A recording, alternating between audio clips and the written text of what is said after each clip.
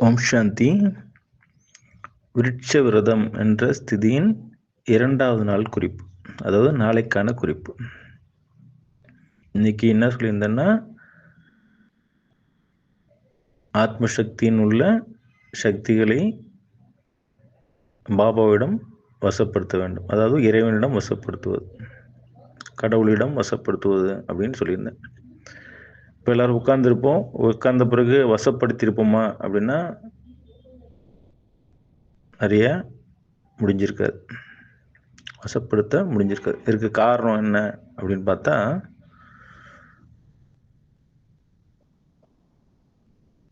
என்னுடன் சக்திகளை நான் வசப்படுத்த வேண்டும், இறைவனிடம் வசப்படுத்த வேண்டும் என்றால் அப்படி போய் நினைச்சோடனே கொடுத்துட முடியாது, நினைச்சோடனே வசப்படுத்த முடியாது. அப்போ நான் முதலில் என்னை நான் நேசிக்க வேண்டும், என் மீது அன்பு காட்ட வேண்டும். என்னை முதலில், அதாவது சுயத்தை நான் விரும்ப வேண்டும், சுயத்தின் மேல் அன்பு காட்ட வேண்டும். அப்போதான் நான் என்னிடம் உள்ள சக்திகளை இறைவனிடம் வசப்படுத்த முடியும். ஓகேங்களா? ஃபஸ்ட்டு நான் என்ன விரும்பணும், என் மீது நான் அன்பு செலுத்த வேண்டும்.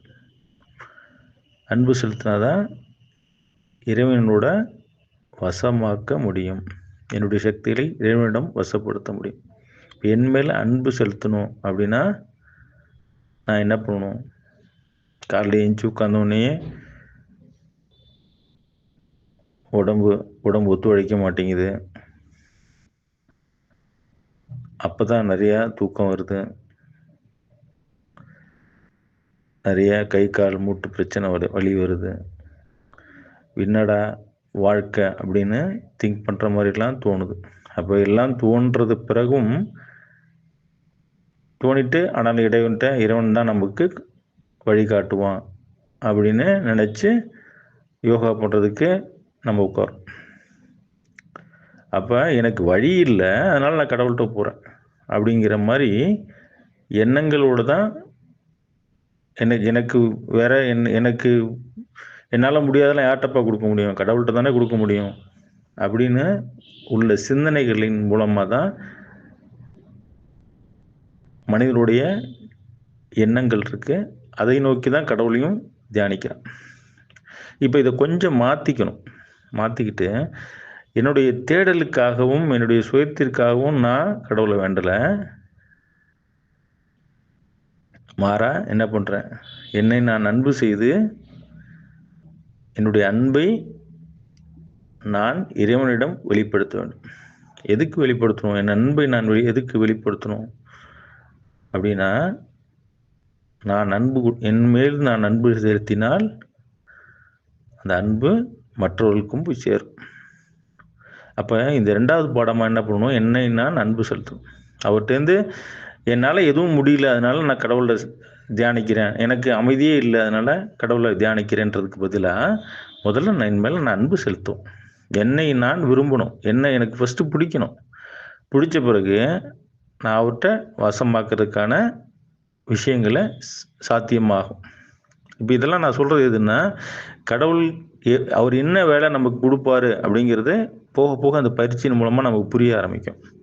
நான் இப்போ என்ன பண்ண போகிறேன், என்னை நான் நேசிக்கிறேன். நாளைக்கு பயிற்சியில் என்னுடைய ஒவ்வொரு விஷயங்களும், என்னுடைய ஒவ்வொரு குணங்களையும் நான் நேசிக்கிறேன், அன்பு காட்டணும், என் மேல் நான் அன்பு காட்டணும். என்னோட உள்ள ஸ்பெஷலை ஃபுல்லாக நான் அதை நினச்சி நான் பெருமிதப்படணும், அதன் மேல் நான் அன்பு கொள்ளணும். ஓகேங்களா? அப்போ ஒவ்வொருத்தருக்கும் ஒவ்வொரு சக்திகளின் விசேஷத்தன்மை இருக்குது. அந்த விசேஷத்தை நான் அனுபவம் பண்ணணும், அதன் மேல் நான் அன்பு செலுத்தணும். ஓகேங்களா? அன்பு செலுத்தும் போது இறைவனிடம் என்னுடைய ஆத்ம சக்தியின் சக்திகளை வசப்படுத்துவதற்கு எளிமையாக அமையும். ஓகேங்களா? இது 2 நாள் குறிப்பாக வச்சுக்கோங்க.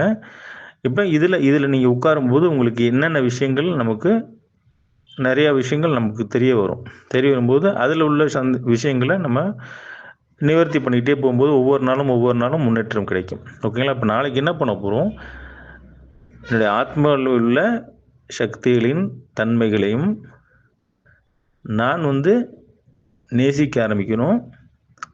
அதன் மேல் நான் அன்பு கொள்ளணும். என்னை ஃபஸ்ட்டு நான் என் சுயத்தை நான் விரும்பணும், சுயத்தின் மேல் அன்பு கொள்ளணும். ஓகேங்களா? இதுதான் நாளைக்கான குறிப்பு. நல்லது. ஓம் சாந்தி.